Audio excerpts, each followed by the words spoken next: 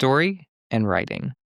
After the Hunt is a tightly coiled drama that thrives in moral ambiguity, heightened by the Me Too movement. The story is uniquely introspective, tackling thorny issues through the lens of characters we aren't necessarily meant to like or, well, even trust. Alma, a seasoned professor on the cusp of achieving tenure at Yale, becomes entangled in an accusation made by her star pupil Maggie against a charismatic colleague, that being Hank. What begins as a seemingly clear-cut conflict evolves into a web of shifting perspectives, settling revelations, and stark truths. While the premise is strong, the film occasionally meanders. At times, it loses sight of a central narrative thread, drifting towards subplots or hot topics scattered across academia, ethics, power, gender dynamics, mentorship, and uncomfortable politics of elite institutions. This could happen anywhere, but setting the film at Yale adds a unique layer of prestige and pressure. Luca, the director, seems intentionally uninterested in delivering the truth. Instead, the script leans into the idea that truth is fractured, shaped by memory, fear, ego, survival, and of course, perspective. Whether this works will depend entirely on the viewer. Some will find it rich and provocative, while others may feel the story holds its cards too close to its chest.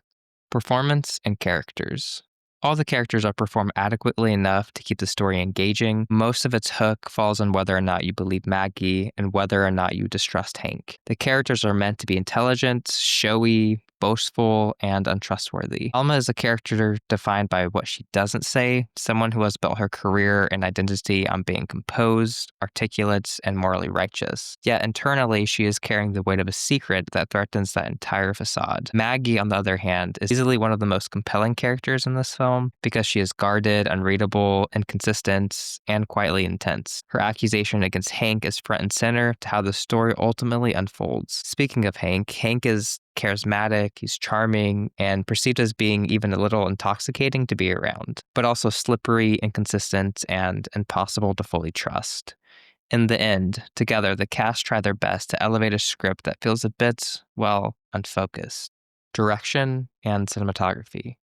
The movie has a grounded aesthetic, which makes sense given the material and plot at hand. There are several moments where the camera lingers on faces, forcing the audience into uncomfortable proximity with the characters who would prefer to keep their masks on, so to speak. The cinematography favors natural lighting, muted color palettes, and long takes that mirror the slowly unraveling characters' professional and personal facades. We witness several questionable actions done by certain characters that consistently make us doubt certain characters and have us questioning whether or not people did what they were accused of. While these additions add to the overall feel, tone of the film, there was an odd addition that didn't work for me. An intrusive ticking clock sound that appears at certain moments. I acknowledge that for some viewers, this may help tighten the tension, but I found it unnecessary and, if anything, a bit distracting to what was taking place on screen. Final thoughts. After the Hunt is a deliberately uneasy film, one that's far more invested in raising questions than providing answers. It resists neat structure or tidy moral takeaways. The pacing stumbles, the tone shifts unevenly, and the narrative frequency wanders, often hinting at the slipperiness of perspective and how unreliable our vantage points can be at times. The film is dense with ideas, tackling them with varying degrees of success. You have the theme of generational differences and how trauma, accountability, and power are understood. You have the theme of perspective versus truth and the notion that no single account is ever complete. The theme of privilege and power, specifically within elite institutions where reputations often matter more than that of integrity. The theme of memory and shame and the way unresolved guilt can quietly dictate the present. And the theme of moral ambiguity, as nearly every character operates in the gray, leaving audiences to decide whether anyone is fully right. But in trying to engage with all of these themes at once,